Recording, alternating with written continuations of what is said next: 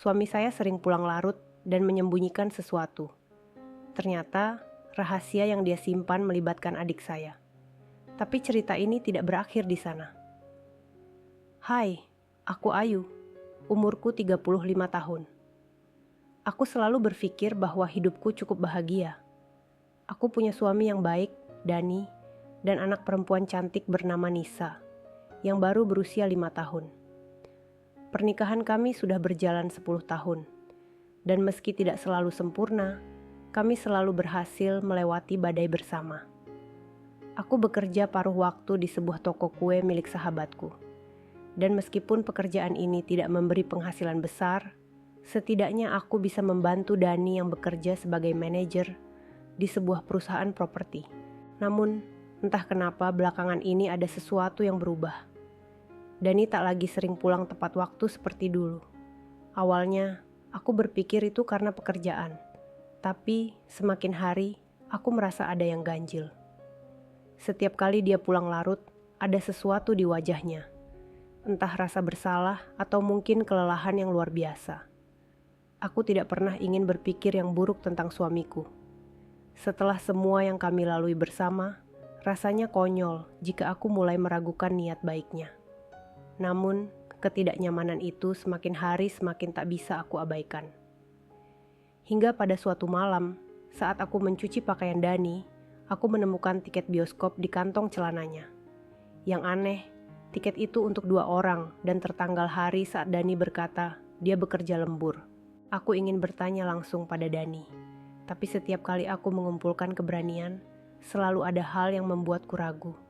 Aku takut mendengar jawabannya. Apa mungkin Dani berselingkuh? Namun, semakin aku berusaha mengabaikan pikiran ini, semakin besar rasa curiga itu tumbuh. Pikiran-pikiran negatif mulai memenuhi kepalaku. Malam-malamku dipenuhi dengan mimpi buruk. Aku melihat bayangan Dani dengan wanita lain, tertawa, bercanda. Sementara aku hanya bisa berdiri dari jauh, tak mampu berkata apa-apa. Suatu malam, saat Dani tertidur pulas, aku memutuskan untuk menyelinap ke kamarnya dan memeriksa ponselnya. Dengan jantung yang berdebar kencang, aku membuka pesan-pesannya. Tapi, anehnya, tak ada pesan mencurigakan. Semua tampak normal, seperti hari-hari biasa. Namun justru itulah yang membuatku lebih khawatir. Seperti ada sesuatu yang sengaja disembunyikan. Bagaimana jika dia menggunakan aplikasi lain? Bagaimana jika semua ini adalah cara dia menutupi jejaknya? Keesokan harinya, aku memutuskan untuk berbicara dengan sahabatku Rani. Dia adalah orang yang selalu bisa aku percayai, dan aku butuh seseorang untuk mendengarkan kegelisahanku. Saat kami duduk di sebuah kafe kecil, aku akhirnya menceritakan semua yang aku rasakan. Aku tidak tahu, Ran, apa aku hanya berlebihan atau memang ada sesuatu yang Dani sembunyikan dariku. Dia semakin sering pulang larut dan aku menemukan tiket bioskop untuk 2 orang. Apa menurutmu dia berselingkuh? Rani menghela napas panjang sebelum menjawab. Ayu, aku kenal Dani. Dia pria baik, tapi kadang hal-hal seperti ini terjadi di luar kendali kita. Mungkin kamu perlu bicara langsung padanya, daripada berasumsi. Saran Rani masuk akal, tapi entah kenapa aku masih merasa belum siap. Aku ingin mengumpulkan lebih banyak bukti sebelum menghadapinya. Itu sebabnya, pada hari Sabtu berikutnya, aku memutuskan untuk mengikuti Dani tanpa sepengetahuannya. Aku tahu ini bukan hal yang biasa aku lakukan. Tapi rasa penasaran dan kecemasan sudah menguasai diriku. Setelah beberapa saat, aku memutuskan untuk pulang. Aku butuh waktu untuk memproses semua ini. Pikiran-pikiran negatif berkecamuk dalam benakku. Mengapa Lia melakukan ini padaku? Kenapa Dani tidak jujur? Apa yang terjadi selama ini di belakang punggungku? Namun, keesokan harinya, semua itu berubah. Ketika Dani pulang, aku menatapnya dengan kemarahan yang sudah tak terbendung. Apa maksudnya ini, Dani? Kenapa kamu pergi dengan Lia di belakangku? Wajahnya tampak kaget. Ia tidak menyangka aku tahu.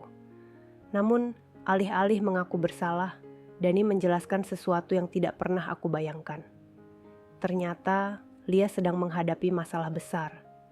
Dia terlibat dalam utang besar yang ia sembunyikan dari suaminya, dan Lia datang kepada Dani untuk meminta bantuan tanpa sepengetahuanku. Mereka merahasiakannya karena tahu betapa aku mencintai Lia dan tidak ingin melihatku terbebani dengan masalahnya. Aku terkejut.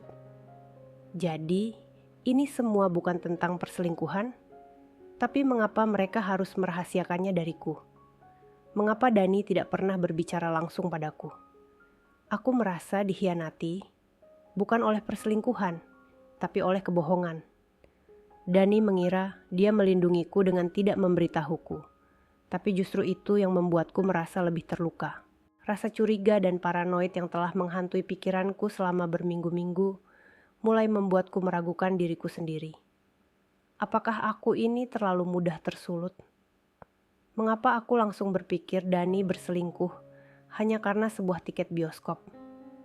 Bagaimana aku bisa begitu cepat kehilangan rasa percayaku padanya? Ini bukan hanya tentang Dani dan Lia. Ini juga tentang diriku. Aku mulai menyadari bahwa aku hidup dalam ketakutan akan pengkhianatan. Bukan karena Dani, tapi karena luka masa lalu yang belum sembuh.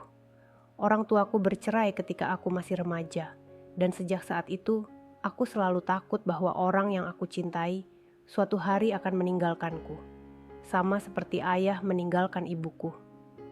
Kenyataan bahwa aku telah melukai pernikahanku sendiri dengan kecurigaan yang tak berdasar ini membuatku merasa sangat bersalah. Aku telah membiarkan ketakutan lamaku merusak kepercayaan yang telah kami bangun selama 10 tahun. Setelah banyak perbincangan yang penuh air mata, aku dan Dani akhirnya memutuskan untuk membuka lembaran baru. Kami berjanji untuk lebih jujur satu sama lain dan tidak menyembunyikan masalah, betapapun sulitnya. Hubunganku dengan Lia juga perlahan membaik, meski butuh waktu bagi kami untuk sepenuhnya memulihkan rasa percaya. Hari itu, aku belajar bahwa pengkhianatan tak selalu datang dalam bentuk perselingkuhan. Terkadang, pengkhianatan datang dari ketakutan dan asumsi yang kita buat sendiri. Dan di atas segalanya, aku belajar bahwa kejujuran adalah pondasi terpenting dalam hubungan. Bukan hanya antara suami dan istri, tapi juga dengan diri kita sendiri.